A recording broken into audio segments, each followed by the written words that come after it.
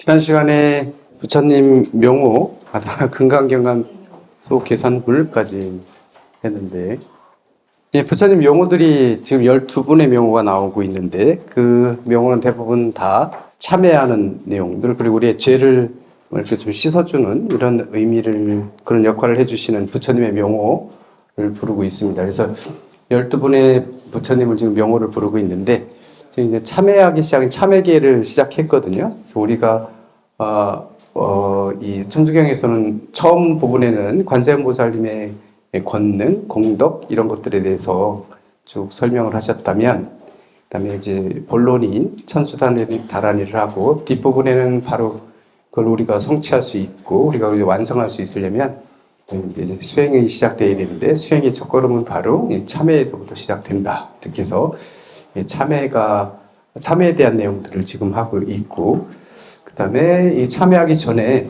이제 부처님들을 증명법사로 지금 모시고 있는 거예요. 근데 요 부처님들은 전부 다 요런 뭐 죄를 사해주는 그런 역할을 해주신다는 내용들이 지금 저희가 살펴보고 있는데, 지난 시간까지 했던 6분의 부처님의 명호를 알아봤고, 그 다음에 7번째 명호가 바로 보광, 월전, 묘음, 조남불입니다. 이 명호를 우리가 보게 되면 보광, 요거 제가 한문을 다시 좀 확인해 보아야 되는데, 지난 시간에도 지금 방학 중이고 그래서 또 안 봤네요. 너를 볼 줄 알았었네요. 이게 보배 보자인데 사실은 보광월전, 이게 보광의 월전이죠. 보배의 광명이에요. 보배의 광명을 지닌 월전이니까 달의 궁전이죠. 달 궁전입니다. 달 궁전에 묘음 조남불이에요. 묘한 음성을 지니신 존귀하면서 으뜸가시는 존왕이니까 존귀하면서 으뜸가시는 부처님이란 명호를 가지고 계신 거죠. 지난번에 그 앞부분에서 우리가 그 관세음보살님의 명호를 쭉 얘기할 때도 이게 월자가 들어가면 그게 월이라고 하면 진리를 의미한다. 그래서 부처님의 깨달음, 진리 이런 것들을 얘기할 때 달로 비유하고 그다음에 해로 비유하고 이러죠. 옛날에는 해나 달이나 이런 것들은 영원히 존재하는 걸 봤기 때문에 그럴 거예요. 그래서 빛을 발하고 있는 존재들이기 때문에 바로 부처님의 진리를 상징적으로 나타내고 있는데, 그런 보배의 광명, 바로 진리의 광명이죠. 그런 진리의 궁전에서 그런 묘한 음성, 이렇게 모든 중생들을 다 구제해 주시는 묘한 음성을 가지고 있는 그런 가지고 있으면서도 존귀하면서는 으뜸가는 부처님이다. 이런 의미를 갖고 있는 그런 이름을 가지고 있는 부처님의 명호인데, 바로 보는 건 이게 묘한 음성, 많은 중생들을 다 제도해 주시는, 중생을 구제해 주시는 그런 부처님을 의미하죠. 근데 이 부처님의 명호를 부르게 되면 어떤 공덕을 갖게 되냐면, 우리가 불렀을 때 설법을 우리가 듣지 않았던 설법들 있잖아요. 이 설법을 듣는 그런 효과를, 아직 부처님의 설법을 많이 안 들었다 하더라도 그 설법을 듣고서 얻게 되는 그런 공덕, 이런 공덕을 짓게 된다. 이런 의미를 그렇다고 얘기합니다. 그래서 이 공덕은 부처님의 경이라든가 유리라든가 론이라든가 이런 것들, 이런 3장, 8만대장경 이런 것들을 한번 우리가 읽은 그런 공덕과 같은 그런 공덕을 갖게 된다. 그래서 경전을 많이 못 읽어서 그래서 부처님이 그 경전을 많이 안 읽고 근데 부처님의 가르침을 제대로 새겨보지 않은 그런 죄들 있잖아요.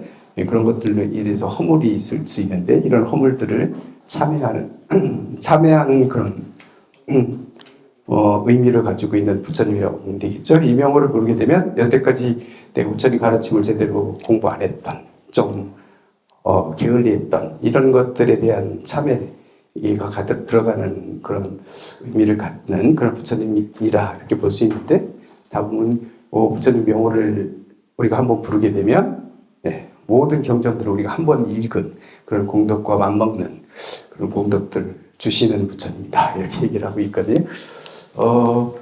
맨날 경전을 안 읽고 이 부처님 명호만 읽으면 안 되겠죠. 그 이제 상징적으로 이제 그런 의미를 갖고 있어서 더더욱 이 명호를 부르게 되면 더욱 부처님의 그런 경전들을 공부하고 싶은 이런 마음들을 더 내야 되는 그런 의미를 역설적으로 반대로 이렇게 의미를 갖고 있는 그런 부처님이다 이렇게 볼 수 있겠죠. 그 다음 여덟 번째 명호가 환희장 만이보적불이에요. 환희의 장엄, 환희의 그런 창고다 뭐 이런 얘기 하는 창고이고, 그다음에 만이보적이니까 만이보배를 쌓아놓은 그런 재물들이라는 뜻인데, 그러니까 만이보들을 우리가 지니고 있는 그 만이보배들 이런 얘기들을 그런 얘기를 할 수 있죠. 그래서 바로 이 명호는 바로 부처님하고 여의보주를 다 지니고 계신데, 이런 여의의 보주를 가지고 일체 충생들을 환희롭게, 기쁘게 환희롭게 해주시는 그런 부처님이다라고 하는 명호를 가지고 있는 부처님이죠. 그래서 이 부처님은 모든 충생들을 그 만이의 보배, 그 진리를 가지고 그들을 환희롭게 만들어주는 이런 부처님이다 이렇게 볼 수 있는데요. 이 환희장 만이 보적불, 이 부처님의 이 명호를 부르게 되면 지난 세상에 본인들이 화를 냈던 그런 죄들이 있잖아요.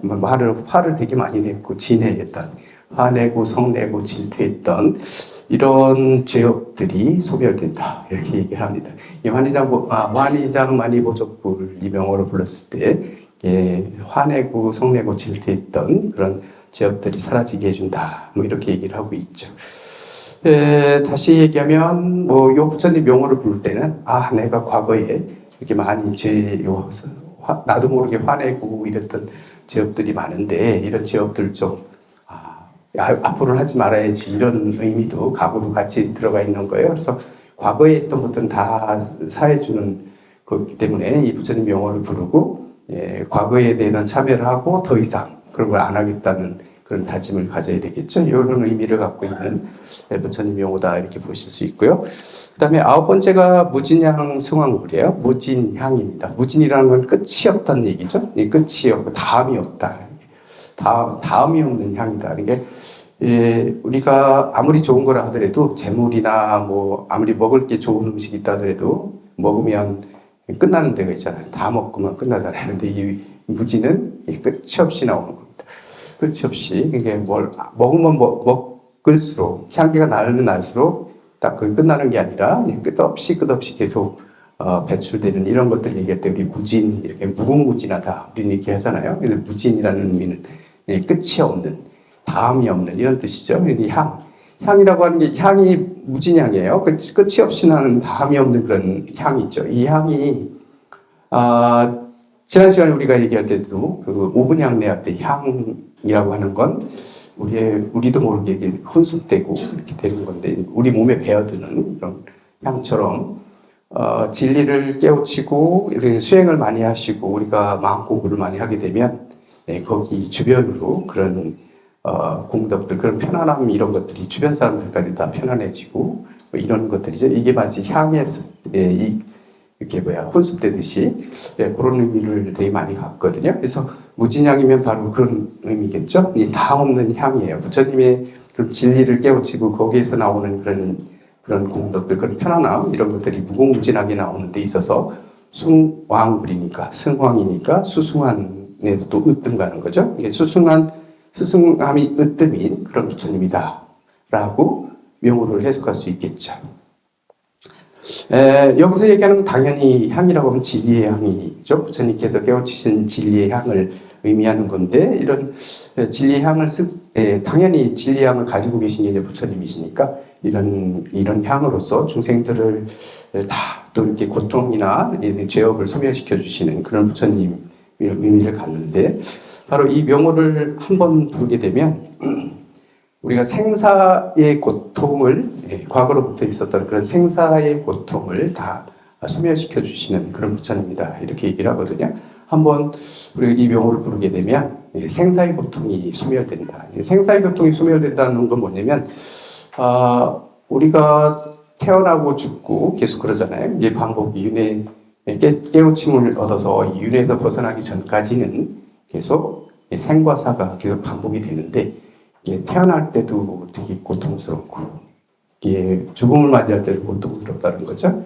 그러니까 이게 아직은 그렇지만 사람에 따라 다르거든요. 태어날 때 고통이 덜 받고 태어날 수도 있는 거고 죽음을 맞이할 때도 편안하게 가시는 분들도 많잖아요. 근데 많은 고통을 느끼고 하시는 분들도 계시고, 이런데 생과사에 있을 때 이런 생사의 고통, 생사를 완전히 벗어나는 건 아니라 하더라도 우리가 태어나고 죽는데 이런 많은 고통들을 고통 없이 가고 고통 없이 태어날 수 있게 이렇게 해주시는 그런 고통들을 소멸시켜주는 부처님이 바로 무진양 승왕불이다. 이 무진양 승왕불을 우리가 염불 하게 되면, 명호를 부르게 되면 그런 고통들을 멸하게 해준다. 소멸되게 그런 죄업들을 멸하게 해주시는 그런 부처님이시다. 이렇게 얘기를 하죠. 그래서 이 부처님의 명호를 부르게 되면 특히 뭐냐면 과거에 내가 뭐였었고 이런 것도 잘 아는 거잖아요.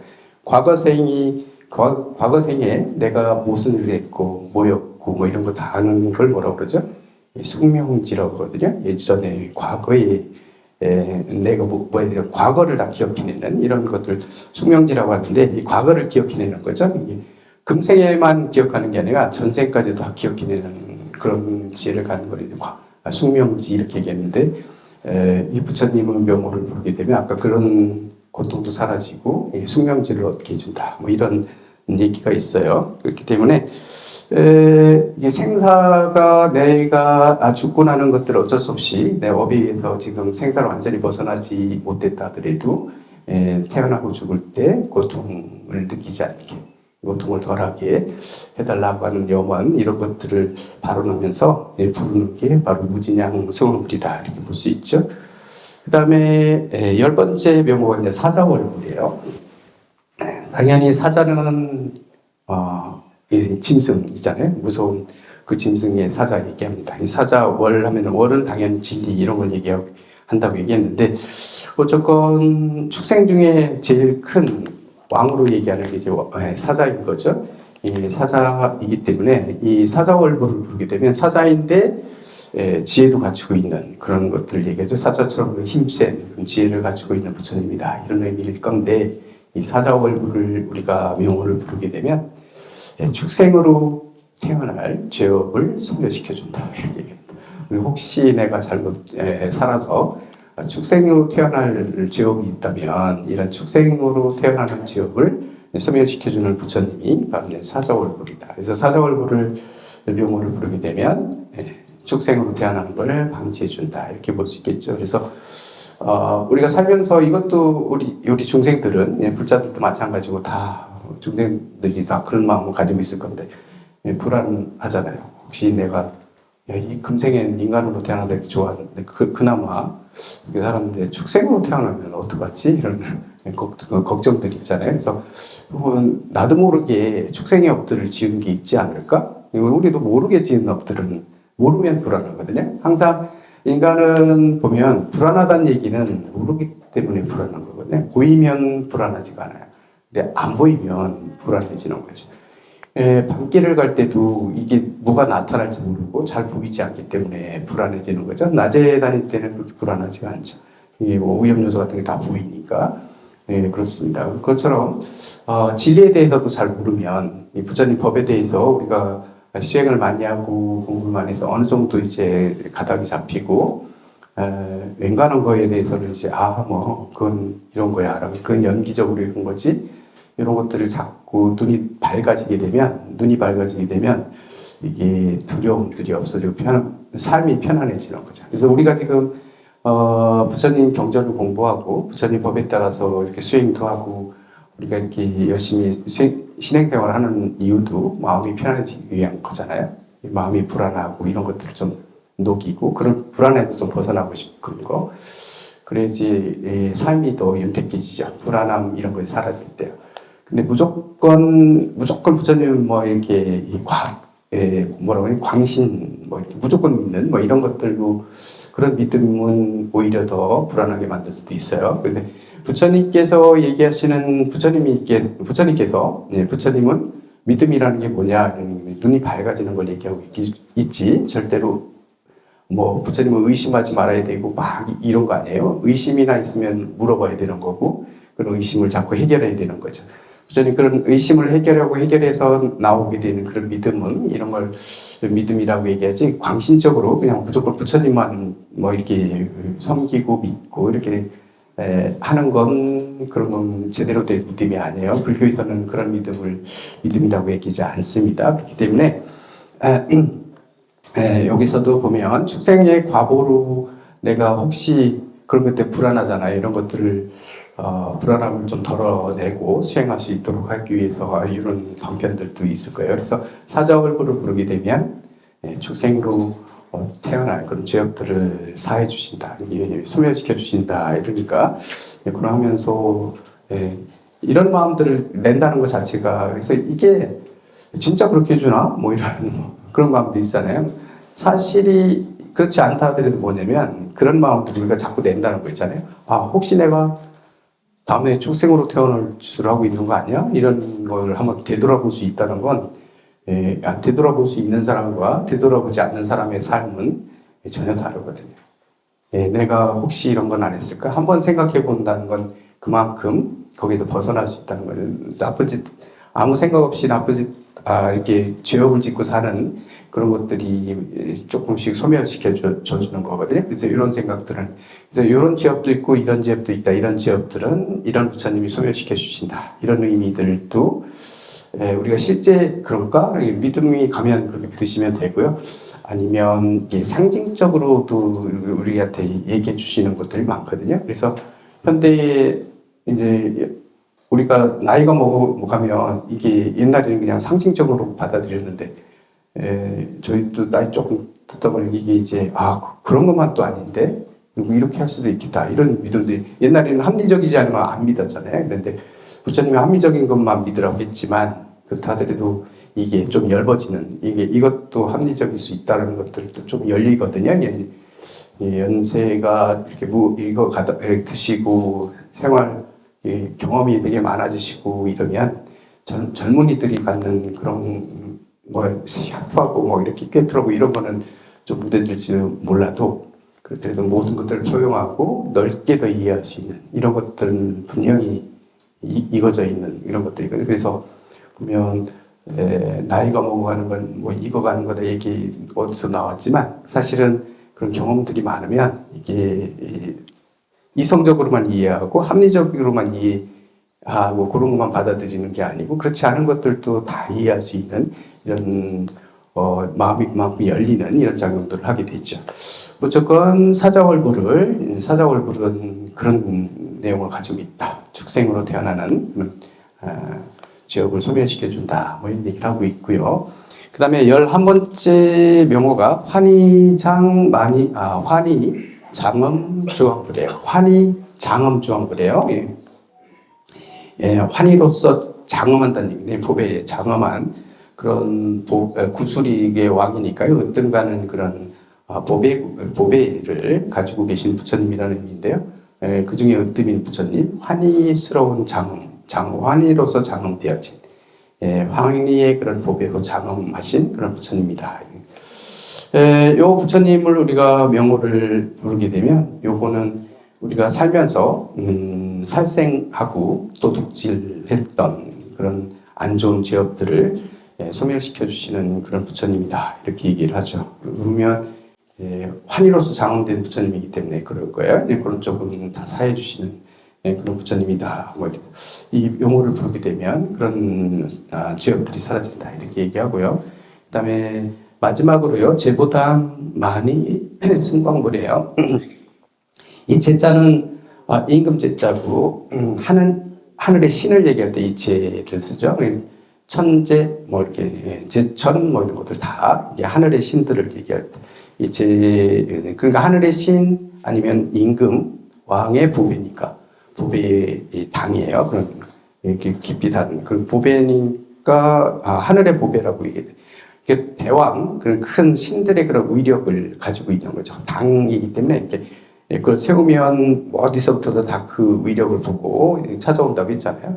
이것처럼 그런 위력, 큰 위력, 대왕의 위력을, 신의 위력을 가지고 있으시면서, 그 다음에 많이 보배. 많이는 아까 그 모든 하고 싶은 거 다 이루어질 수 있는 그 만이보배요.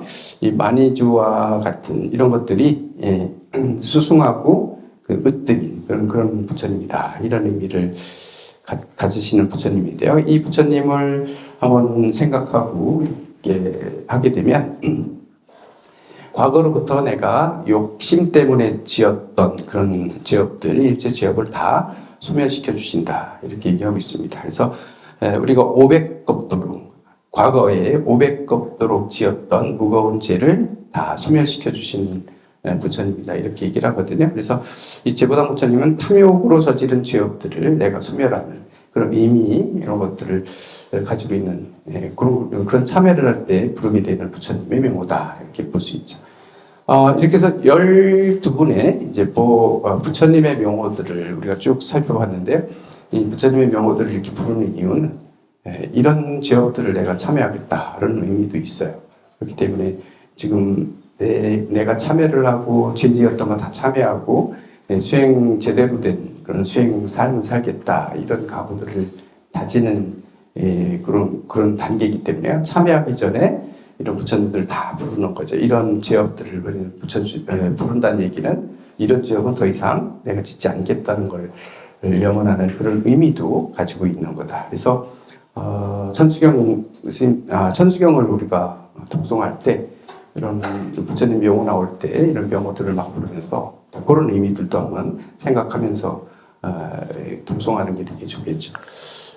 뜻을 모르고 그냥 막 이게 경전을 독송하고 이러는 것보다 이런 의미들도 같이 가지고 하면 훨씬 더 경전을 읽는, 그리고 경전을 읽고 난 다음에 우리의 마음을 조금 더 부처님에 가까워지고 수행하는 그런 단계, 훨씬 더 큰 그런 공덕들이 생기고 그런 마음가짐들을 새롭게 만들어주는 그런 역할들을 하기 때문에 경전을 우리가 독송할 때는 의미를 알고 하는 것도 되게 중요하다. 그래서 모르고 그냥 매일매일 하다 보니까 이제 익숙해져서 다 외우고는 있어도 무슨 의미인지 모르면 그것만으로도 우리는 도움이 되게 됩니다. 우리가 부처님 경전을 독송하는 것 좋은 내용들을 내가 뭔 뜻인 줄 모르고 읊더라도 거기 공덕이 있다 뭐 이런 얘기를 하는 게 이제 왜 그런 공덕이 있을까요? 나는 모르고 하지만 듣는 사람들은 알고 들을 수도 있는 거거든요. 주변에 있는 사람들 그 공을 알 수 있는 거고, 그 다음에 이 부처님 경전들을 독송하고 마음을 집중해서 독송하다 보면 독송하는 사람도 마음이 안정이 되거든요. 이게 편안해지는 느낌들이 있거든요. 이렇게 들떴던 마음들을 가라앉히는 이런 효과들이 있기 때문에 무슨 뜻인지 몰라도 이렇게 마음 경건한 마음으로 이렇게 독송하는 것도 효과가 있죠. 당연히 공덕들이 있다 이렇게 얘기하는데 모르고 하는 것보다는 또 이렇게 의미를 알고 하게 되면 더 이렇게 공덕들이 더 많아지겠죠. 그리고 내 수행하는 데 도움이 많이 되고, 때문에 경전들을 독송하게 될 때는 좀 뜻을 알면서 하는 것도 되게 중요하다. 우리가 매일매일 예불하고 또 뭐 할 때마다 독송하고 있는 경전들은 바로 천수경 충성하고 있고, 그다음에 반야신경 빼놓지 않고 하잖아요. 그런데 너무 당연하게 생각해서요. 그동안은 그런 거죠. 천수경하고 반야신경 뭐 당연히 다 알고 있지. 그래서 너무 당연하게 생각하고, 그리고 뭐 그렇게 어렵지도 않다. 대충 보면 어려워 보이지도 않고, 그렇기 때문에 조금 소홀히 하는 경향들이 있는데, 이게 아무리 간단한 내용이라 하더라도 계속해서 반복해서 하다 보면, 그리고 거기에다가 나의 그런 생각들, 나의 그런 집중 이런 것들을 계속 하다 보면 그 내용은 더욱더 깊어지는 경향이, 이게 간단한 게 아니라 깊이 이해하게 되고, 계속 반복하다 보면 거기서 느끼는 감흥 이런 것들이 되게 깊어지거든요. 그러다 보면 마음이 더 고요해지고 그렇게 되죠. 그래서 경전을 여러 경전하는 것보다도 몇몇 나한테 맞는 경전들 하는 것도 효과가 있을 수 있습니다. 그런데 우리가 기신론, 대승기신론도 하셨죠? 지금 처음에 오신 분들은 안 하셨겠지만 하셨을 겁니다. 누구하고 저하고도 있었나요? 아니 이승만과 있어요. 여기 대승신을 보면 그 얘기 나오거든요. 이게 사람마다 다 근기들이 다르기 때문에 어떤 사람은 8만대장경을 많이 봐요. 넓게 경전들을 읽어야 신심이 나오고 막 이렇게 시야가 넓어지고 이런 사람도 있다는 거예요. 그런 근기를 가지고 있는 분들이 있어요. 그러면 그런 분들은 뭐예요? 많이 읽어야죠. 이 경전도 있고 저 경전도 많이 읽어야 되는 경우도 있고. 근데 어떤 사람들은 그렇게 많이 읽어봐야 읽어도 그 효과가 없어요. 그래서 어떤 분들은 뭐냐면 아주 짧은 경전을 요약되어 있는 것들, 확실하게 요약되어 있는 것들을 딱 봤을 때 종합적으로 되어 있는 것들을 보고 이해가 바로 되고 효과를 보는 분들도 있다는 거죠. 그래서 그런 얘기들을 하고 있는데, 그래서 많이 보느냐, 이게 넓게 보느냐, 아니면 깊이 있게 보느냐, 이런 것은 그 사람마다의 그런 근기와 그다음에 그 업성에 따라서 다르다.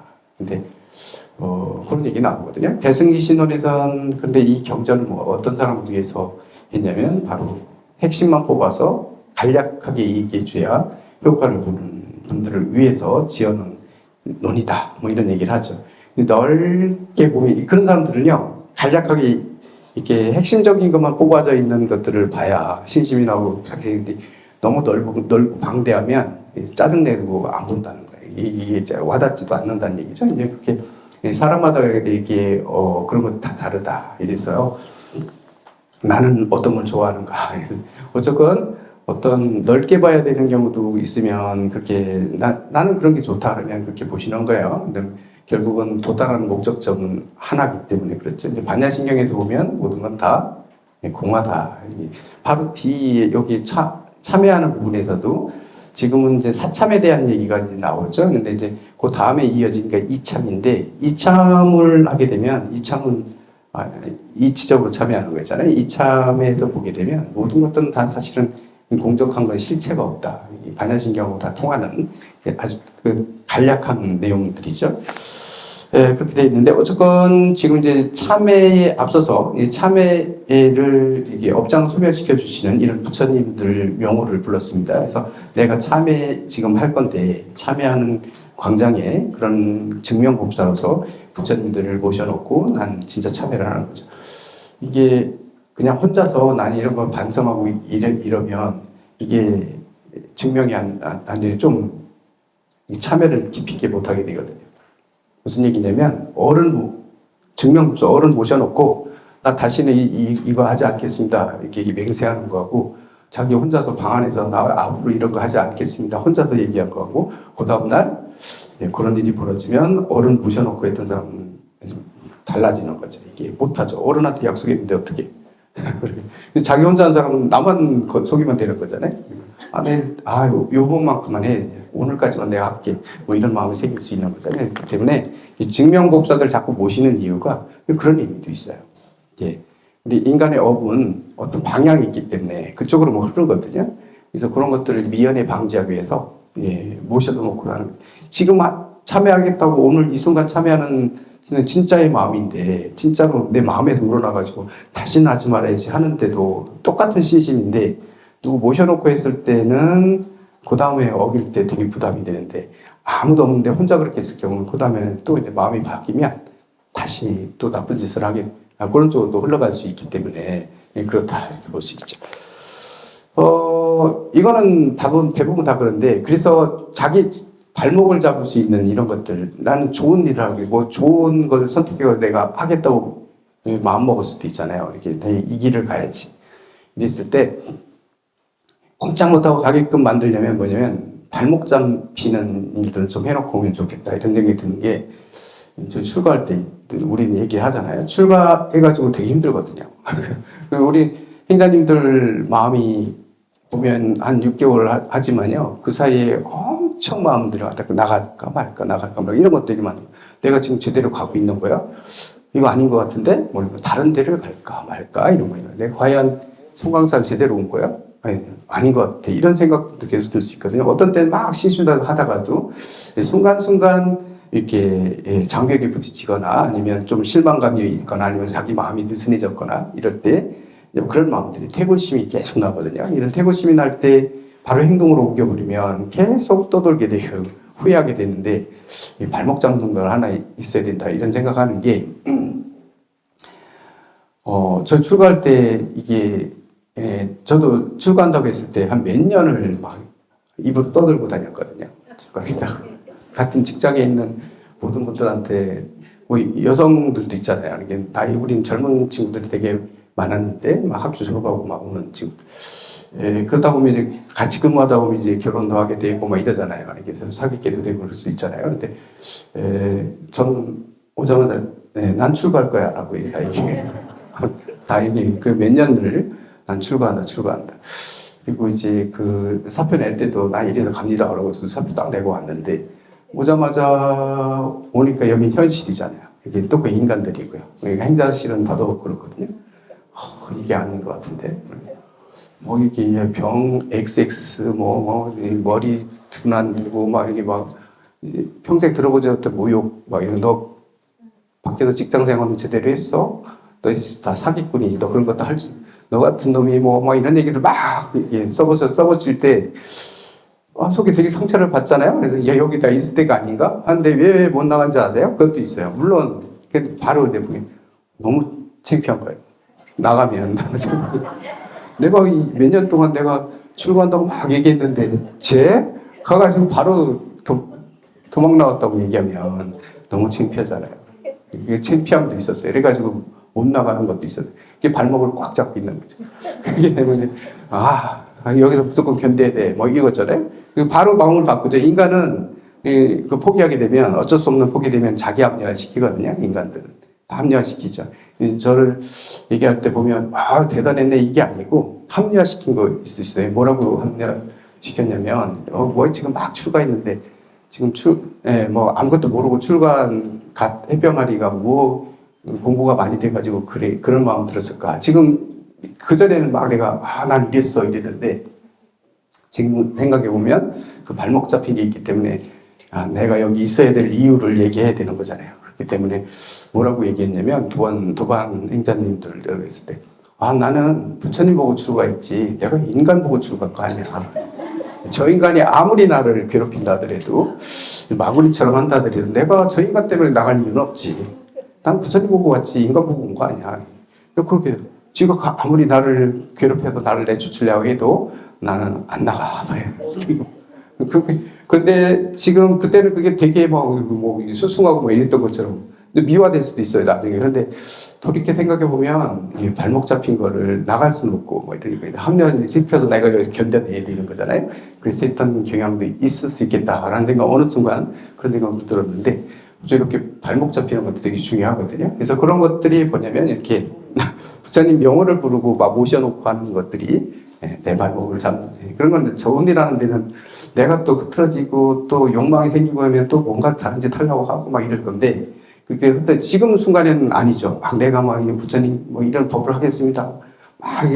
감정에 올라가지고 난 진리를 위해 살겠고 이런 수행하면서 살겠습니다라고 할 때는 되게 볼 때는 자기 마음 진심이거든요. 절대로 나는 이제 흔들릴 거 없을 거야. 근데 인간은 업들이 있기 때문에 어느 순간 이게 또 익숙해지면 또 스물스물 이런 것들이 생기거든요. 느슨해지고 퇴골심이 막 나오게 돼 있는 거거든요. 그랬을 때 막을 수 있는 것 이런 것들이 아까처럼 이렇게 자기 발목을 잡는.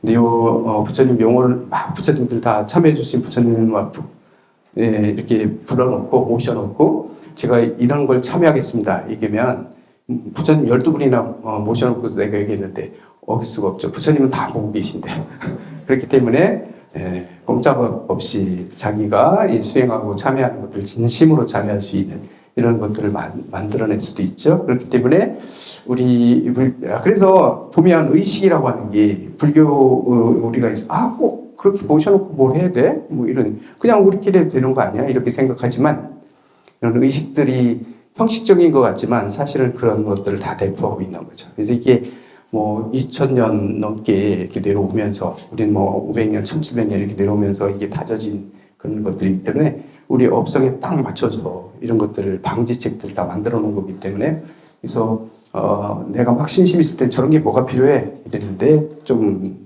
인간이기 때문에 나다 보면 이게 필요하구나.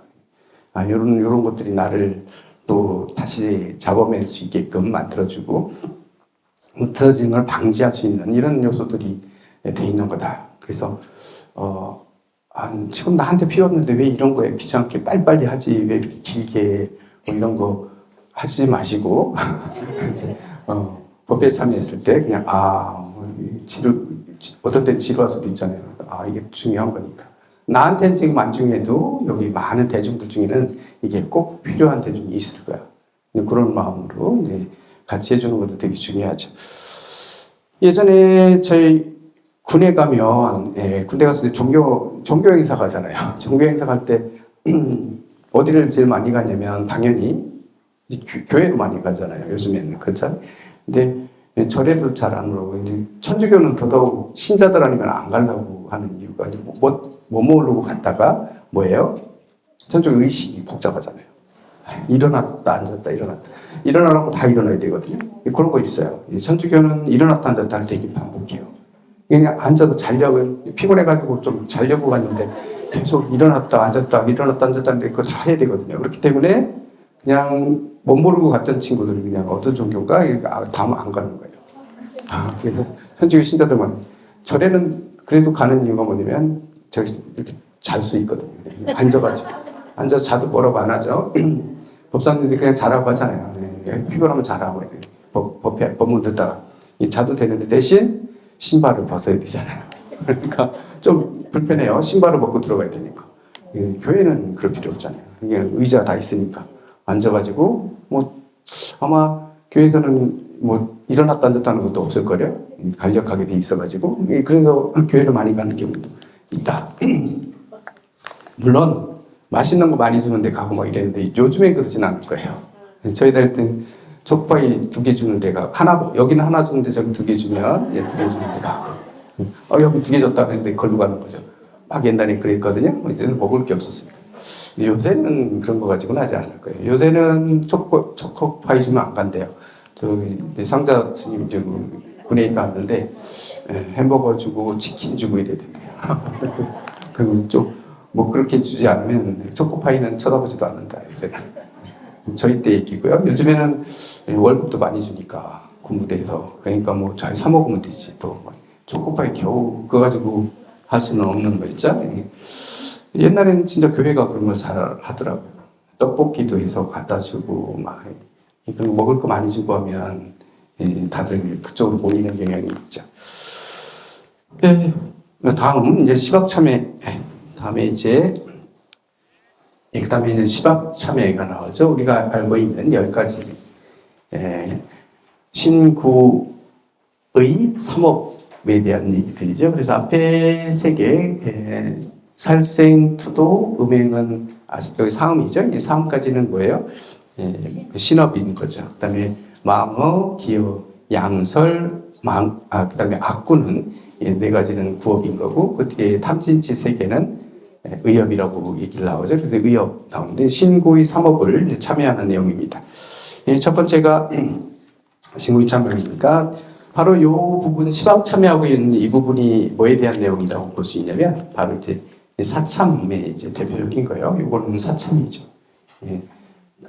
내가 직접 잘못한 것을 몸으로써 아니면 마음을 다시 내고 그다음에 좋은 칭찬을 내고 부처님께 경배하고 절하고 이런 것들이 실질적으로 내가 어떤 행위를 하는 거죠. 마음을 움직이는 거, 입도 움직이고 이렇게 해서 신구의 3가지로서 이 지었던 죄를 다시 바꾸는 거. 이거 하지 않겠다고 그러고 그런 것들을 반대 방향으로 해주는 거. 이게 이제 사참이라고 얘기했잖아요. 그래서 요거 이제 사참에 대한 내용이 먼저 나오죠.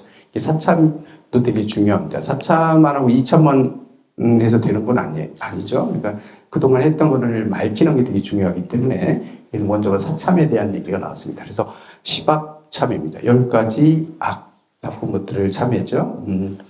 보면 불교에서는 시박이 있고 시박에 반대되는 게 뭐예요? 십선이죠.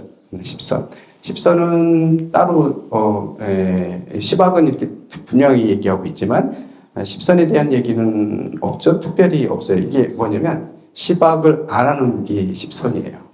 그러니까 살생 안 하는 게 십선인 게 되는 거고 살생을 하게 되면 악이 되는 거고 악과 선은 이렇게 양쪽처럼 이 시박을 통해서 십선을 우리가 알 수 있는 거죠. 그래서 10가지 무거운 죄를 우리는 시박이라고 얘기하는데 이 10가지 무거운 죄에 대한 참회하는 부분이 제일 먼저 나오는 거죠. 그래서 그렇게 얘기하고 있습니다. 그래서 첫 번째가 바로 이제 제일 먼저 나오는 게 살생 중죄 금일 참회예요.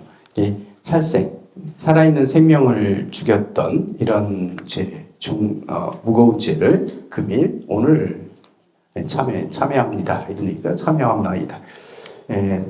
살아있는 중생을 죽인 죄가 제일 크다 이런 얘기는 하는데 보면 모든 생명체는 우리가 살아있는 동물들이잖아요. 우리 살고 있는 중생들의 가장 중요한 게 뭐예요? 목숨이죠. 생명이죠. 생명이 끝나면 모든 게 끝나요. 그렇죠? 우리 인간도 그렇지만 우리 인간뿐만이 아닌 거죠. 축생들도 마찬가지죠. 걔 목숨을 뺏으면 걔 모든 게 끝나는 거예요. 목숨이 아닌 다른 것들 어디 막 파리를 어떻게 했다거나 뭐 어떻게 했다거나 뭐 거기서 털을 하나 뽑았다거나 이러면 그 다른 거는 아프고 이런 건 고통을 받았지만 이 모든 게 끝나지 않지만 목숨을 빼앗았을 때는 그 생명체의 모든 것들을 다 뺏어버리는 거기 때문에 살아있는 존재들에게는 제일 중요한 게 뭐냐면 제일 귀중한 게 바로 목숨인 거죠. 목숨이 제일 중요한데 그런 것들을 함부로 제3자의 모든 것들을 내가 뺏어버리는 게 가장 큰 죄죠. 때리거나 뭐 있거나 이런 죄보다도 때리는 것도 죄잖아요. 이런 죄를 괴롭히거나 했던 죄보다도 목숨을 얻게 해주는 게 목숨을 뺏어버리는 건 모든 걸 뺏어버리는 거기 때문에 그래서 이게 무거운 죄다 이런 얘기를 하는 거죠. 그래서 중생의 목숨을 뺏으면 함부로 뺏으면 안 된다는 거죠. 모든 것들의 목숨을 함부로 뺏으면 절대로 안 된다. 뭐 이런 얘기를 하죠. 그러면서도 그렇다고 해서 우리가 살아가면서 완전히 살생을 100% 안 하고 살 수는 또 없어요. 안 할 수 있으면 좋죠. 그러니까 어쩔 수 없이 해야 되는 것들이 있잖아요. 이게 우리가 욕계 중생들이기 때문에요. 이게 식욕, 음식을 먹지 않으면 우리 인간은 더 이상 목숨을 유지할 수가 없어요. 그렇기 때문에 영양소를 우리가 섭취해야 되잖아요. 영양소 섭취하는 방법들 여러 가지가 있는 거죠. 살아있는 축생들을 잡아서 내가 영양을 섭취할 수도 있고 아니면 그렇지 않으면 다른 방법이 있어야 되는데 뭐로 해야 돼요? 풀이나 이런 식물에서 나오는 것도 있고 또는 그 바다나 이런 물 어류들도 우리가 먹고서 할 수 있는 거잖아요. 그래서 이 순서대로 불교에서 보면 이게 고통동물들을 죽이는 게 더 나쁜 죄거든요. 고통을 느끼는 이런 것들. 그래서 선차대로 어쩔 수 없이 살생을 해야 되는데 식물은 고통을 느끼지 않는다 보여지기 때문에 그때 식물조차도 우리가 함부로 하면 안 되는 거죠. 살아있는 것들에 대해서는 함부로 하면 안 돼요. 근데 내가 무도하게 많이 하는 건 절대로 안 되는 거죠. 딱 필요한 만큼만 어쩔 수 없이 그렇게 해주는 게 되게 중요하고 식물이라고 하더라도 이렇게 함부로 우리 이제 불자님들 제가 신도들한테는 식물은 죽이지 마라 이런 얘기를 안 하잖아요. 그런 거 없지만 부처님 불유교경에 보면 부처님 유교경에 유언을 남겼던 그런 짧은 경전인데 그 속에는 수행자들에게는 뭐도 하지 말라고 하냐면 풀도 뽑지 말라고 하거든요. 풀도 함부로 뽑지 말라 이런 얘기 나오거든요. 근데 그것도 악용하던데 어떤 친구가 우리 여기 풀이 너무 많잖아요. 어느 이렇게 부자절들은 송광사는 부자가 아니니까 뭐 그렇긴 한데 아니 옛날에는 다 어느 절이든 다 자기들이 뽑았죠 스님들이. 근데 그래서 이렇게 풀이 너무 많고 이러면 그러면 또 다른 게 있을 수도 있잖아요. 그렇기 때문에 이제 위험성 방지하기 위해서 뽑아줘야 되잖아요. 그러니까 안 사는 곳에는 또 풀이 많잖아요. 한번 요청이 들어서 가서 풀을 뽑자고 했는데 갑자기 그러는 거예요. 어느 학인이 그 학인은 속돼 있어요. 속돼 있다더라고요. 지금 없어요. 이제 절에 갑자기 그 얘기를 하는 거죠. 왜 우리로 하여금 죄를 범하게 하십니까? 풀을 뽑나요? 난 그때까지는 불유교경까지는 안 봤었거든요. 계율은 안 했기 때문에. 이게 뭔 얘기인가? 뭔 얘기냐고 그랬더니 이것도 뽑지 말라고 돼 있는데 어디에? 그랬더니 막 이런 거 시킨다고 자기가 어느 절에 있을 때는 다 보살님도 시키고 마을 사람들 부르다가 다 하던데 왜 우리를 시키냐고. 우리를 계를 어기게끔 만든다. 난 전공이 아니니까. 그래서 학감 스님한테 이거 뭔 얘기야 막 하면서 막 야부러서 뭐라 하면서 이제 야 경제가 있고 중재가 있고 그 중에 그런 게 있는데 그걸 저거 해가지고 하기 싫으니까 저러는 거라고 막 뭐랬거든요. 일하기 싫어서 그런다. 뭐 그렇게 했는데 어쨌건 이렇게 뭔가를 하는 것들이 그러니까 유교격에 나온 내용은 수행자일 경우는 식물조차도 함부로 그렇게 먹으면 안 된다. 그러니까 뭐냐면 그래서 그냥 음식도 사실은 우리는 과도하게 우리가 잘 살기 때문에 우리는 과도하게 먹어서 저희 몸이 이런데 이렇게 되는데 그런 것들도 사실은 조심해야 되는 거죠. 딱 필요한 만큼만 이렇게 섭취하는 게 되게 중요하죠. 그래서 생명을 무조건 완벽하게 죽이지 말라고 얘기는 그렇게 하는데 일부러 죽이는 건 안 된다. 일부러 죽이는 건 안 되고 그다음에 부처님 시대에도 나를 위해서 잡은 살아있는 생명을 나 하나만을 위해서 내를 위해서 그 생명을 빼앗는 거는 못하게 돼 있었죠. 옛날에 그런 것들은 하지 마라. 이미 저보한 생명을 잃은 그런 것들에 대해서는 나를 위해서 나를 특화시켜가지고 내를 위해서 잡아주는 건 안 된다는 얘기죠. 그런 건 아니고 먹더라도 먹을 수는 있는데 그런 것들을 먹으면 안 된다. 나 자신을 위해서 잡은 거 생명을 빼앗는 거는 안 되는 거죠. 그런 것들이 있어서 그렇습니다. 인도에 가면 갑자기 그 생각이 났는데 인도에 갔는데 소고기를 먹지 않잖아요. 인도 사람들은 소를 절대로 안 먹거든요. 아무리 하층민이라도 안 먹어요. 누구든지 안 먹어요. 거기는 소는 절대로 안 먹어요. 인도 사람들 채식주의가 70%가 채식을 하고 있기 때문에 나머지 30%가 이제 수도라 계급이라든가 이런 불가주 천민들 이런 사람들이 이제 고기를 먹는데 인도에서 먹는 고기는 대부분 저희 인도 성지순례 가보시면 호텔에 나오는 호텔은 이제 세계적으로 같이 나오는 고기도 하지만 그때도 우리가 그렇다 하더라도 시골에 있는 호텔 가면 나오는 음식들 보면 고기류들이 나오는데 뭐가 나오죠? 닭고기 나오죠. 닭고기 나오고 닭고기는 나오잖아요. 닭고기하고 양고기 정도 나올 거예요. 그 정도는 먹어요. 그런데 소는 절대로 안 먹고 돼지도 안 먹죠. 돼지도 안 먹어요. 그럼 소가 죽으면 어떻게 처리하겠어요? 근데 부처님 경전이나 보면 소가 죽으면 소의 가죽은 벗겨서 쓸 수 있어요. 먹는 건 안 되지만 이미 죽어있는 소들은 가죽을 벗겨서 가죽은 활용할 수 있거든요. 소가죽 이런 것들. 그렇기 때문에 어떻게 할까? 갖다 묻을까? 땅에다 묻을까? 근데 인도 사람들은 묻는 게 거의 없는 것 같더라고요. 묻지를 않는 경우도. 화장실도 따로 만들어 놓지 않잖아요. 그냥 야외 가서 그냥 두어버리지. 절대로 놓고 나서 묻거나 이러지도 않아요.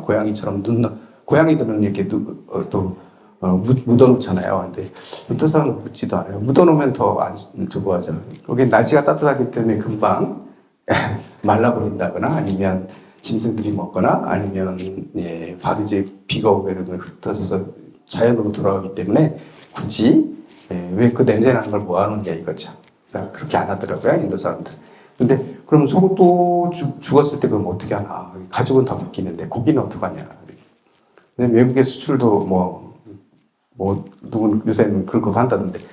우리가 산치대탑을 막 가고 있는데 아침에 비행기가 아니라 기차에서 내려가지고 버스 타고 쭉 가고 있는데 저쪽에 보니까 빨간 게 뭐가 하나 막 이렇게 시뻘건 게 보이는데 그럼 제가 저거 뭐냐고 그랬더니 막 저거 범상치 않다 저거 뭐냐 그랬더니 소래요. 가죽 벗겨내는 소.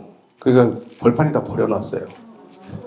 저거 버려놓으면 저거 썩고 냄새나고 막 아니라고.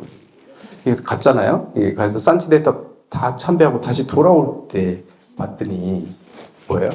하나도 안 남아있어요. 뼈만 남아있어요. 하나도 안 남아있어요.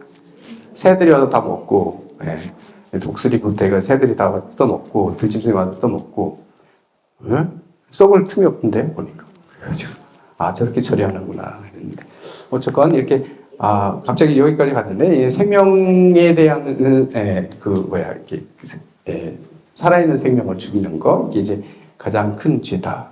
경쟁이기 때문에 그래서 이거 금지하고 있는데 그렇다고 완벽히 모든 살생을 하지 말라고 하는 건 아니다. 그 부처의 교리에서 보면 경중에 따라서 이게 꼭 필요할 때는 하긴 하는데 대신 이게 일부러 죽인다거나 함부로 좋아한다 이런 건 절대로 안 된다. 꼭 필요해야 되는 거고 그 다음에 생명에도 조금 우리가 차별이 좀 있는 거죠. 차별이 있다는 얘기는 고통을 많이 느끼고 생각을 많이 하고 원한을 많이 갖고 이러는 그런 존재들은 이거를 강제적으로 죽이거나 억울하게 죽게 되면 우리 뭐 옛날에 뭐 떠돌아다닌다고 막 했잖아요. 죽어서 억울해가지고 이런 것처럼 그런 고통이 더 심한 거고 그런 고통이 없이 그냥 이렇게 비었을 때 그런 고통을 별로 안 느끼는 이런 생명체들은 약간 이제 조금 이 둘 중에 누구를 생명을 앗아가야 된다고 하면 고통이 덜한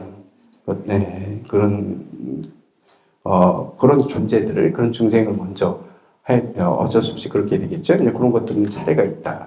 인간의 목숨을 앗아가는 건 더더욱 큰 죄고 그렇게 얘기하고 있습니다. 그래서 살생한 그런 중재들을 다 이게 참여합니다. 그런데 여태까지 내가 죽였던 걸 참여하는 거잖아요. 이 참여하면 더 이상 하지 않겠다는 건데 하지 않겠다고 하는 거잖아요. 그렇다고 해서 이 죄가 그냥 여태까지 지어졌던 것들은 그대로 사해지는 건 아니잖아요. 해타들에도 기운이 남아있을 수 이런 거죠. 이런 것들을 중화할 수 있는 건 뭐예요? 십선이 여기 나오는 거죠. 그래서 적극적으로 이 살생중재 금일참회, 살생중재를 참여하는 마음에서 적극적인 참여법은 뭐냐면 그냥 살아있는 걸 죽이지 않는 데서 끝내는 게 아니고 어떻게까지 해주는 잡혀서 죽을 목숨을 살려주는 거. 여기 꼭 죽어야 되는데 내가 살려주는 것들이죠. 이거 뭐예요? 우리 하는 거 방생이죠. 이 방생이 되게 중요하죠. 이 방생은 바로 살생하는 이 중재를 참여하는 법 중에서 가장 적극적인 그런 법이 그냥 살아있는 거 죽이지 않는 데 끝나는 게 아니라고 죽어야 될 목숨을 살려주는 거죠. 그걸 우리 방생이라고 얘기하는데 이런 것들이 가장 적극적인 참여법이다 이렇게 볼 수 있어요. 살생중재를 참여하는 방법은 바로 살아있는 묶여서 죽을 목숨을 살려주는 거 이런 것들도 큰 참여 중에 하나죠. 이런 면에서는 누구들 볼 수 있냐면요. 병에 걸려가지고 우리가 막 아픈데 의사들이 이게 신심내가지고 하는 것도 이것도 방생의 하나라고 볼 수 있어요. 죽어야 될 목숨인데 병들을 고쳐줘서 하는 거. 이게 그런 면에서는 좋은 거죠. 이게 바로 이제 살생하는 그런 참여하는 그런 적극적인 방법 중에 하나다 이렇게 볼 수 있죠. 그래서 방생법이요. 그렇다고 해서 우리가 진짜로 이렇게 묶여가지고 살아있는 동물들을 이렇게 살려주는 게 그럴 때 그걸 형식적으로만 하게 되면 문제가 되죠. 그래가지고 요 참여법을 꼭 해야 된다고 해서 방생법회 요즘에 그렇게 많이 하진 않는데 요즘도 하나요?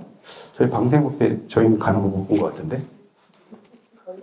거의 안 하죠. 얘기는 사회적 비난을 되게 많이 받았어요. 왜냐면 이게 바다에서 잡힌 그 동물 얘들을 갖다 방생해 줄 때 거의 같은 조건에 바다에다 갖다 얘들 살지 그렇지 않고 이런데 뭐 요를 어디 갖다 해주면 다 죽거든요. 죽어서 막 썩고 막 생태계 파괴되고 이런 것들이죠. 근데 이제 불교에도 막 그렇게 하다 보면 뭐 그런 거 생각 안 하고 옛날엔 하다 보니까 비난 되게 많이 받았고 그렇죠. 오히려 그쪽에 생태계가 다 썩어버리고 그리고 썩은 데 나버리면 주민들도 막 대보하고 이랬죠. 그래서 그 살려주려면 요즘에는 그러니까 대부분 절들이 요새는 어떻게 하냐면 제가 알고 있는 절들이 방생부패할 때 어떻게 하냐면 사가지고 가는 게 아니고 여기서 그 지역에 가서 그쪽에서 나와 잡아놓은 거 있잖아요. 그걸 사서 방생을 하더라고요. 근데 그 방생하는데 그렇다 해서 우리는 의미적으로 하는 거기 때문에 모든 사람이 다 사가지고 하는 건 힘들잖아요. 그렇기 때문에 대표로 조금만 사서 하면서 의식만 그렇게 하는 거죠. 이거는 의식적으로 얘기하는 거고요. 사실 진짜 방생은 또 뭘까요? 이렇게 고통받고 막 죽을 만큼 힘들어하는 사람들을 위로해주고 다시 살고 살아야 되겠다는 그런 욕망들을 생기고 그런 욕망이라기보다는 그런 용기를 가지고 다시 살게 되고 이렇게 그렇게 할 수 있게끔 북돋아주는 것도 뭐예요? 그것도 방생입니다. 뭐 이런 것 다 방생이라고 볼 수 있는 거죠. 꼭 이렇게 살아있는 생명의 뭐 그거에만 국한되는 게 아니고 이런 것들도 첫 번째 제업을 참여하는 데 있어서 되게 중요한 거다. 그래서 방생도 방생이라고 하는 게 살생주의 금일 참여, 살생중재를 참여하는 방법 중에 적극적인 방법은 바로 방생 이런 거라고 얘기할 수 있겠죠. 이런 실천을 우리가 해야 되는 거고요. 그렇다 해서 무조건 이렇게 아니고 잘 봐서 해야 된다. 그러니까 지혜가 되게 불교는 항상 그 지혜를 되게 강조합니다. 지혜가 중요해요. 같은 행동을 하더라도 지혜롭게 해야 되는 거예요. 예전에 그거 얘기했죠. 그 뭐냐면 그 불쌍한 사람들 있잖아요. 이렇게 뭐 살기 힘든 사람들을 이렇게 뽑아가지고 도와줄 수 있잖아요. 이렇게 도와주는데 불교공석에서 처음에 할 때 그게 했던 건 그건 되게 공감이 갔던 것들 중에 하나인데 그 소년 가장들 어렵게 사는 애들 근데 국가에서 사각지대에 있는 친구들 있잖아요. 국가의 법으로도 이런 사람들을 이렇게 도와주게 돼 있는데 꼭 필요한데 법에는 이게 해당되지 않는 친구들이 있거든요. 진짜로 필요한 친구들인데 그런 친구들을 이렇게 선별하는 거예요. 방송국에서 이제 각 구청에 옛날에 서울이니까 서울불교원에서 구청에 그런 사람들이 이렇게 공개를 하더라고요. 그러니까 그렇게 한다고 들었거든요. 근데 옛날에 들 때, 제 출가하기 전, 출가 그때 때 보면 그래서 그 친구들을 뽑는 거예요. 이렇게 추천을 받아가지고 각 구청에서 한 사람, 두 사람씩. 그래서 거기에 대한 어려움 이런 것들을 방송으로 내보내는 거거든요. 1시간 동안 내보내면서 그 친구들을 위해서 이제 불자님들이 방송을 듣고 있던 불자님들이 십시일반 돈을 보내는 거예요. 그럼 그 돈을 다 모아가지고 그 친구한테 다 써주는 건데 그 아이한테 다 도와주고 그 집을 도와주는 건데 그냥 그 돈을 모아줬다고 해서 그 돈이나 이런 것들을 갖다 그냥 주면 안 된다는 거예요. 그냥 저거를 바로 다 써버리거나 다르게 쓰기 때문에 아직 어리고 이래서 잘 모르죠. 그렇기 때문에 방송국에서는 어떻게 했냐면 이게 불교적인 특성이라고 볼 수 있는데 그렇게 생산내고 그렇게 끝내는 게 아니라 직접 찾아가서 얘 필요한 게 뭔가를 다 보는 거죠. 그래가지고 얘가 이 친구가 스스로 자생할 수 있게끔 도와주는 거예요. 그 돈을 한 번에 주는 게 아니고 이쪽저쪽 뭐가 필요한가. 그래서 그렇게 과하지 않게. 그러면서 그 아이한테 다 써줘서 요거 받고 끝나더라도 이 계기로 해가지고 더 잘 살 수 있게끔 더 살아갈 수 있게끔 그 방법까지 책임져 주는 게 이게 진짜 방생이다. 이게 진짜로 도와주는 거지 그냥 돈만 갖다 주고 딱 전달하고 끝나고 이러면 안 된다. 오히려 더 망칠 수 있다는 거죠. 그 돈 받아가지고 얘가 더 망쳐질 수 있는 거거든요. 이거 그래서 되게 조심스러운 거예요. 보시라고 그래가지고 그냥 주기만 했다고 내가 보시했어 이게 아니고 진짜 참다운 보시는 필요한 만큼 필요하게끔 도와주는 게 그리고 그 재물을 가지고 다른 게 아니라 진짜로 살아갈 수 있는 계기를 만들어주는 게 되게 중요하기 때문에 그러려면 되게 신경 되게 많이 써야 되겠죠. 근데 그것까지 해야 된다. 그래가지고 1년, 2년 이렇게 멀리 내다보고 이렇게 해주는 그렇게 하는 것들이 그만큼 인력이 더 필요한 건데도 이게 불교의 정신이다. 부처님이라면 이렇게 할 거다. 이래서 그렇게 하는 거 보고 대단하다 이렇게 얘기했거든요. 그래서 그 프로가 인기가 좋아가지고 막 상 받고 막 그랬던 걸 기억해요. 국가에서 표창 받고 이렇게 되면 기업들이 가만히 안 있죠. 그래서 이제 대기업들이 우리가 돈 대줄게 막 이랬거든요. 그래가지고 우리가 충분히 할 수 있게끔 출원금 대주겠다. 그렇게 제의가 들어왔는데 회의 바로 한 번 회의에 그랬다는데 거절. 이거 그런 건 필요 없다. 우리 많은 돈이 필요한 게 아니라 진짜로 살아갈 수 있게 용기를 주고 하는 게 필요하다. 10만 원만 거치더라도 그 돈 가지고 충분히 할 수 있고 100만 원 그 가지고 해주는 게 되게 중요하지.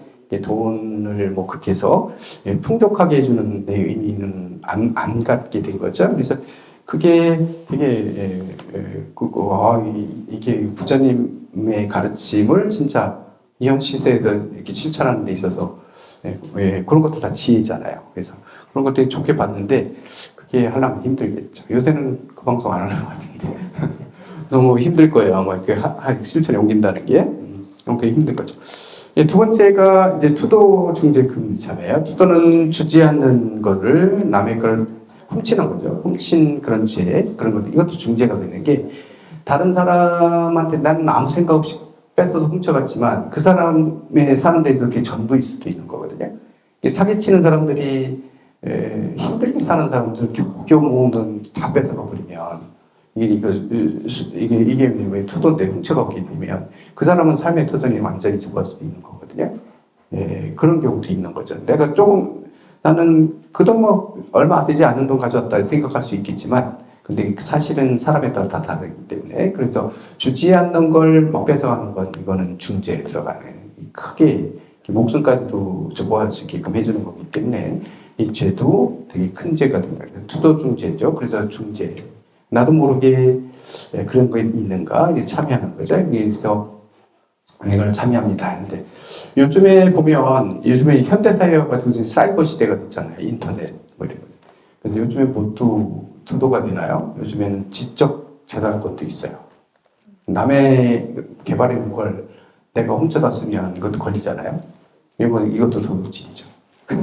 요새는 그런 것도 도둑이기 때문에 이런 것들도 우리가 함부로 하면 안 되는 거죠. 그래서 이런 것들이 왜냐면 나한테는 편하고 나는 공짜로 쓰니까 저게 좋은 것 같아도 그거를 개발하고 힘들게 한 사람들은 너무 힘들게 만들 수도 있는 거고요. 그런 것들을 더 이상 나오게 하지 않게 해주는 보상을 못 받게 해주고 뭐 이러다 보면 그런 사람들이 힘들게 만들 수 있거든요. 남의 재산을 함부로 훔쳐오면 안 되는 거죠. 그래서 근데 요거는 그럼 적극적인 참여법은 뭘까요? 아까 불교방송에서 했듯이 돈을 십실반 모아서 뭐예요? 필요한 사람한테 도와주는 거예요. 훔쳐오지 않고 오히려 도와주는데 막 도와주는 게 아니라 꼭 필요한데 도와주는 게 되게 중요해요. 우리 가끔 보면 그냥 무조건 묻지도 따지도 않고 그냥 갖다 주는 거 이런 것들은 오히려 독이 되는 경우 되게 많다. 오히려 독이 될 수도 있어요. 그렇기 때문에 보시도 지혜롭게 해야 된다. 지혜롭게 해야 된다. 적당하게 딱 필요하게끔 너무 저거하지 않게 이런 게 되게 중요하죠. 요즘에는 우리나라가 다 잘 사니까 저기 뭐 오히려 섬이나 이런 데도 잘 사는 경우도 있죠. 많이 잘 사는데 옛날에는 저희가 가보면 뭐 그런 거 있었어요. 저희 30년 전, 40년 전만 해도 우리나라 그렇게 잘 살지 못했잖아요. 그러다 보니까 도시에서 어디 보면 저기 낙도에 있는 이렇게 떨어져 있어도 우리 막 몇 명 안 살고 있는 그 섬 이런 데 학교들이 있잖아요. 그런 학교에 뭘 보내줘요? 학용품들 막 보내잖아요. 근데 학용품이 넘치는 거예요. 애들 몇 명 되지도 않는데 학용품 넘치잖아요. 그래서 함부로 보내면 안 된다. 이게 뭐냐면 그러다 보니까 뭐죠? 애들 골라 쓰죠. 골라 쓰다 보니까 외제, 밀제, 미제 이런 거 쓰잖아요. 좋은 거, 프로스 좋은 거. 근데 어느 사람 거기 그 섬에 방문하면서 국산 이렇게 좀 저거한 거, 평범한 거 갖다 보시에 해주잖아요. 애들한테 전달식하고 하면 애들이 안 써요. 욕하고. 이딴 걸 가져왔어? 뭐 이럴 수 있다는 거죠. 그런 병폐들이 있을 수 있는 거예요. 이게 그래서 그걸 잘 보고 해야 되는 건 진짜 이게 해주고 요거도 먹는 거거든요. 그럴 수 있는 거죠. 보시도 너무 과도한 무시 아니면 필요돈 막 그렇게 하는 것도 안 되는 거고 이게 되게 중요한 겁니다. 그래서 남의 거 훔치지 않는 게 이제 훔치는 죄가 이제 그만큼 큰 죄인데 이거를 적극적으로 실천하는 거는 남이 필요한 걸 확인해보고 보시해 주는 거 되게 중요하거든요. 필요한 걸 보시해야 돼요. 필요하지도 않은 걸 막 갖다 주면 안 좋고 고마운 줄도 몰라요. 내가 앞으로 맨날 좋은 거 나오니까 뭐 그렇죠. 그런 것들도 있다. 그래서 두 번째가 투도중죄 금일참여. 세 번째는 사음중죄 금일참여죠. 삿된 음행의 무거운 죄죠. 이게 삿된 음행이 이게 허용되게 되면 뭐가 되나요? 사회가 혼란하게 되고 사회가 안정되지 않죠. 우리는 인간 세상 특히 더 그래요. 그렇기 때문에 이것도 큰 죄가 되죠. 왜냐하면 사회를 불안하게 만들고 가정의 불안을 만들고 이게 평온할 수가 없는 거죠. 이런 것들이. 그래서 요 사음중재금 참여에 대한 적극적인 수행법은 참여법은 자기 가족한테 잘하는 거 일단 그죠? 잘 대해주시고 좀 뭐 하더라도 그래야죠. 365일 매일 그냥 이쁘진 않을 거 아니에요. 365일 매일 존경스럽고 이러진 않을 거 아니에요. 때로는 이쪽도 투닥거릴 수도 있는 거잖아요. 그럴 때 잘해주셔야 돼요. 그럴 때일수록 더 잘해줘야 돼요. 좋아할 때 막 잘해주는 건 쉬워요. 근데 좀 마음에 안 드는데 다시 마음 돌리고 막 이렇게 좀 잘해주고 다시 이렇게 하는 게 되게 힘들죠.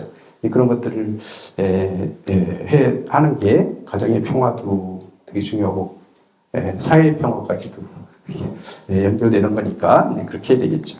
사무중재 금융참여였습니다. 이렇게 세 가지가 신업이었어요. 몸으로 짓는 업장이었죠. 그 다음에 망어중재금융참여, 기업중재금융참여 나오는데 망어중재는 바로 구업이죠. 구업에 대한 얘기.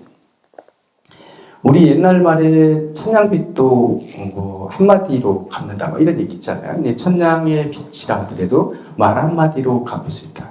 그만큼 말이 되게 중요한 거죠. 말이 되게 중요한 거고 그만큼 말이 위험한 거예요. 중요한 만큼 말을 잘못하게 되면 이 말이 되게 위험할 수도 있거든요. 그래서 이 말 때문에 모든 일들이 벌어지고 모든 불화들이 만들어지고 이렇기 때문에 이 구업이 4개나 돼요. 이게 중재예요. 그러니까 이게 우리가 아무 생각 없이 그냥 말하는 건 아무 생각 없이 우리가 쓴다 하더라도 사실은 이 말이 되게 위험하고 말이 되게 좋은 거지만 말을 잘 쓰면 되게 좋은 거지만 이게 잘못되면 말의 폐악은 엄청난 거다. 우리 사이버상에서 뭐 이렇게 엉뚱한 사람들이 이렇게 공격받아가지고 뭐 이렇게 하는 사람들 있잖아요. 연예인들 특히.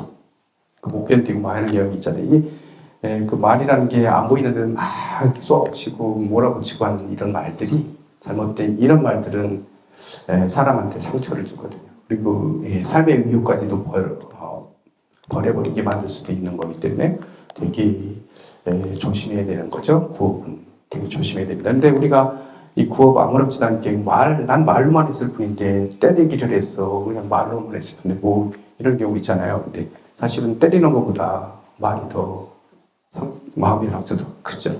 얻어맞아서는 억울하고 되게 한 대는 접어야지만 그 말로써 받은 상처들은 쉽게 그렇게 치유되지 않고 마음에 스크래치가 되는 거죠. 그렇기 때문에 이 말로 하는 업들 이런 것도 되게 중요하다. 그런데 가끔씩 우리는 말은 좀 이렇게 시원찮게 보는 경우 있죠. 말은 좀 이렇게 별스럽지 않다고 생각하는 경우 있잖아요. 근데 말 되게 중요하기 때문에요. 말을 할 때 항상 조심해야 되는 겁니다. 그리고 그런 것 나쁜 말 이런 것들은 습관적으로 될 수 있으면 하지 말아야 되고 이제 될 수 있으면 좋은 말들을 하는 게 되게 중요하죠. 그래서 네 번째가 바로 망어중재 금융참여. 망어는 거짓말이에요. 거짓말. 망령스러운 말. 거짓말이죠. 이제 거짓말하지 말라 이런 얘기인데 이 거짓말했던 그런 중재를 금융참여한다. 자꾸 안 했는데 했다고 하거나 뭐 했는데 안 했다고 하거나 이런 거짓말들은 이게 서로의 신뢰를 잃어버리게 만들거든요. 모든 사회의 신뢰를 서로를 믿지 못하게 만들기 때문에 이거는 진짜로 저거하게 되죠. 그리고 다른 사람을 막 매도해버리고 거짓말로 하지도 않았는데 뒤집어 씌워버린다거나 아니면 했다고 해가지고 몰아붙인다거나. 근데 인간들은 모든 사람들이 그거 보셨어요? 그런 거 시험적으로 실험하는 거만 보잖아요.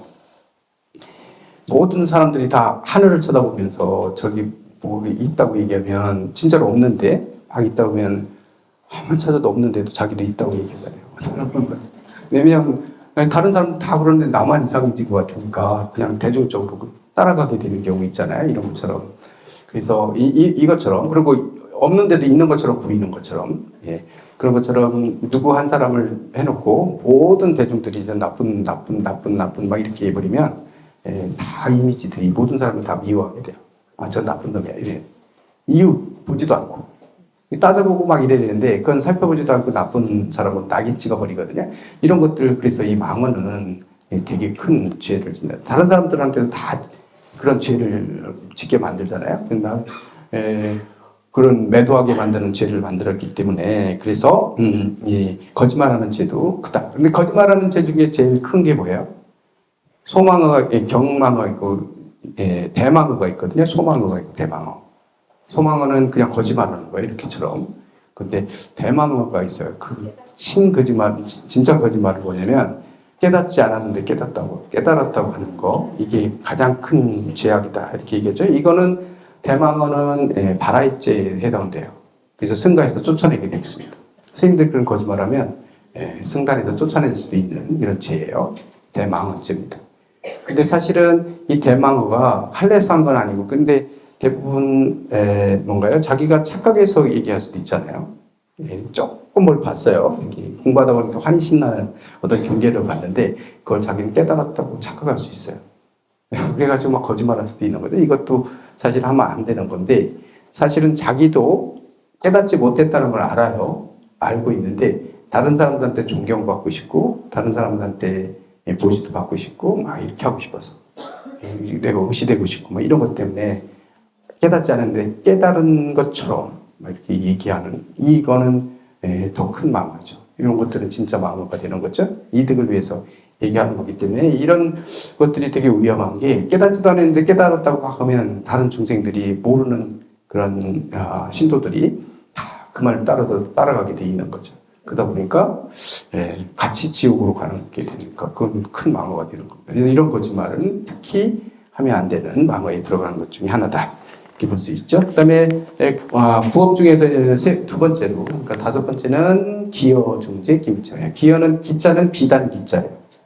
비단처럼 뭐 하는 말이에요? 그냥 되게 보들보들한 말이 있는 거예요. 보들보들한 말이 되게 이게 이거 뭐예요? 아부하는 말이에요. 사람들이 막 아부하고 좋은 말만 해주는 거지. 막 훌륭하십니다. 뭐합니다. 뭐 너무 존경스럽습니다. 이 얘기 계속하게 되면 어떻게 돼요? 인간은 그런 얘기에는 꼼짝 못해요. 너무 좋거든요, 기분이. 그러다 보니까 제대로 된 판단을 못해요. 눈이 어두워져요. 그럼 올바른 판단을 못하게 되죠. 특히 권력을 가지고 있는 분들한테 그렇게 아부하는 사람 옆에 있으면 진짜로 훌륭한 사람들 다 쳐내게 돼요. 다 하죠. 그럼 나라가 나중에 망할 수 있어요.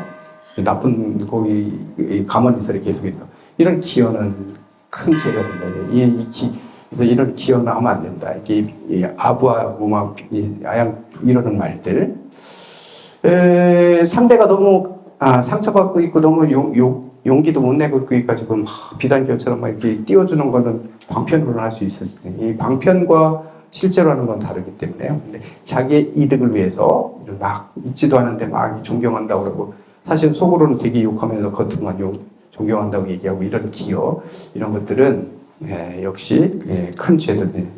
이런 말은 아까 얘기한 망화처럼 신뢰를 깨트려 버리거든요. 그래서 모든 사람들 제대로 돌아가지 못하게 만들기 때문에 이런 죄업은 큰 죄가 된다.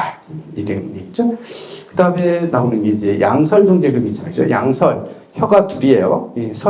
이 혀선자잖아요. 혀가 둘이기 때문에 뭐예요? 이간질하는 거예요. 여기에서는 뭐 이렇게 하고 저희 가서는 반대로 해요. 양쪽을 이간질 시키는 거죠. 혀가 두 개이기 때문에 이쪽 가서 하는 얘기하고 저쪽 가서 하는 얘기가 달라요. 이 다른 얘기들을 막 하는 거죠. 이거 이간질이죠. 이간질 이게 우연찮게 저거 하다 보면 자기도 모르게 이간질하고 있는 경우 되게 많아요. 이쪽 가서 저쪽 옮기지 말아야 될 말 가서 막 얘기하고 또 이쪽 가서 얘기하고 뭐 이런 경우도 있어요. 옛날에는 심한 경우는 이걸 봤어요. 저는 저희 절에 있을 때 이게 이것도 대중생활이잖아요. 공양 보살님들 계시고 이럴 때 보면 지금은 안 계신 분들인데 옛날 보면 여기 이제 대장보살이 있어요. 아마 그래도 보살도 서열이 있어요. 옛날에 보면 저기 어느 보살님이 큰 보살님이 있었어요. 근데 그 보살님한테 거기 일은 나는 그 보살님한테 가서 막 누구를 욕 막 하는 거죠. 얘기해놓고는 얘기했어요. 그래? 못됐냐? 뭐 이렇게 하죠. 근데 여기 와가지고는 또 막 저 보살 흉보는 거예요. 그 노보살님, 그 왕보살님을 막 흉보는 거예요. 막 자기 불만 다 얘기하죠. 그럼 여기 있는 막 와서 얘기하니까 뭐라 그래요? 저희가 목격한 건데 막 얘기하니까 뭐라 그러면 고개도 끄덕하지 못하고 그냥 그렇게만 했어요. 자기 욕 안 했어요, 절대로. 그래요? 그래요? 일본이죠. 그때 그 다음에 그 노보살한테 가가지고 뭐라고 하냐면 자기가 한 얘기를 제가 그렇게 얘기했다. 그러니까 맨날 혼나는 거 갈고 못 입고 나가요. 이간질이거든요, 양쪽이.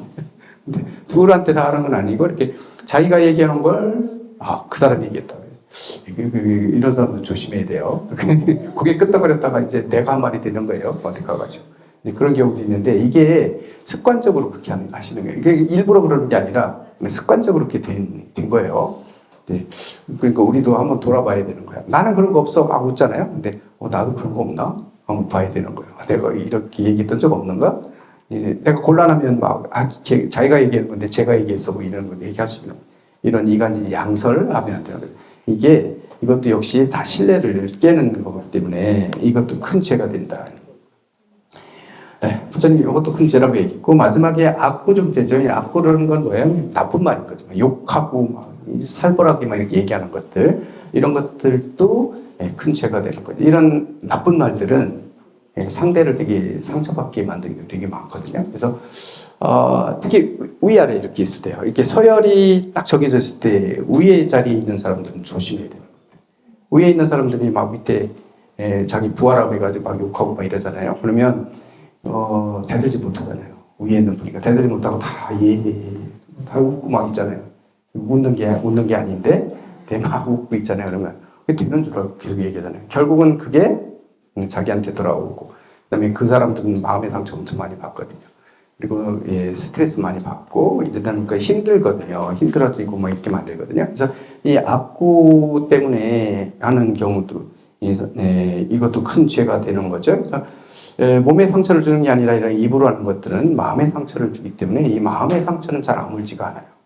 한번 그렇게 상처를 받게 되면 자신감도 없어지고 이러면서 이 마음의 상처는 치유가 그렇게 쉽게 되질 않아요.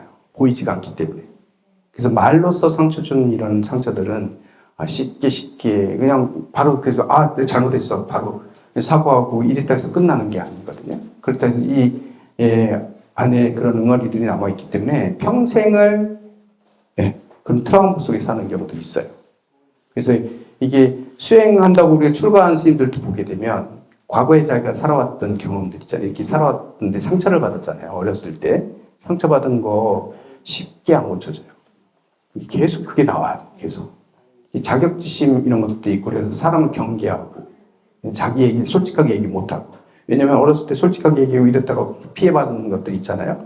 그러면 그 상처가 남아있어서 공부하면서도 그런 것들이 쉽게 안 고쳐져요. 알면서도. 그래서 이게 움츠러든 이런 것들이 평생 가는 경우도 있는 거 맞는 거거든요.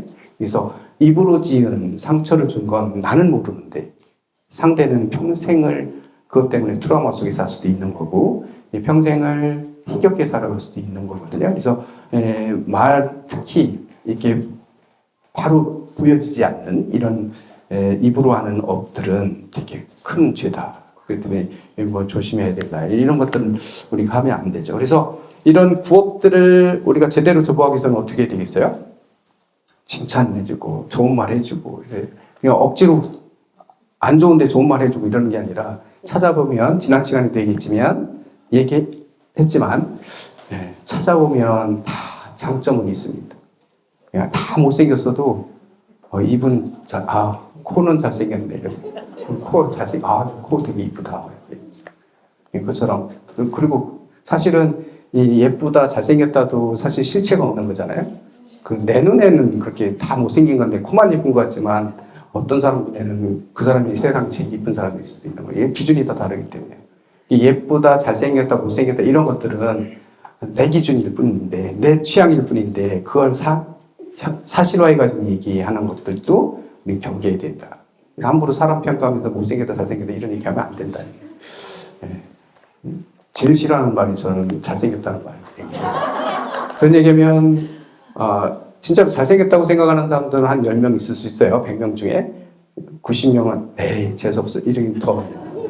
그래서 그런 말 함부로 안 해요. 자기가 진짜로 잘생겼다고 생각되더라도 막 대중 아무도 있는데 되게 잘생겼어요. 너 되게 잘생겼다 이런 얘기하면 반반씩 그런 생각 안 했던 사람들이 보고서 뭐가 잘생겼어요? 이렇게 되는 거예요. 다 취향이 다르고 실체가 없기 때문에 그런 거거든요. 말을 할 때도 그래서 막 그렇게 할 필요는 없다.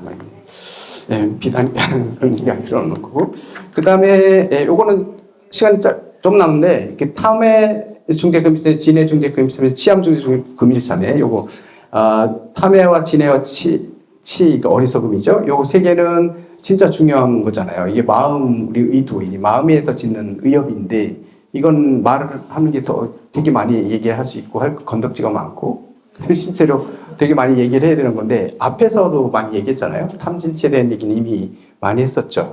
그렇기 때문에 탐의 진해, 중재가, 치암 중재, 이런 중재들은 사실은 우리가 여기서 쭉 얘기했잖아요. 10가지 시박 참여를 지금 얘기했는데 이 10가지를 참여하는데 이 10가지가 사실은 우리가 얼핏 볼 때는 다른 사람들한테 지은 죄처럼 생각되잖아요. 그래서 다른 사람들한테 피해를 준 것처럼 느껴지지만 사실은 이런 시박이 결과적으로 그 결과를 받는 건, 그 과보를 받는 건 나거든요.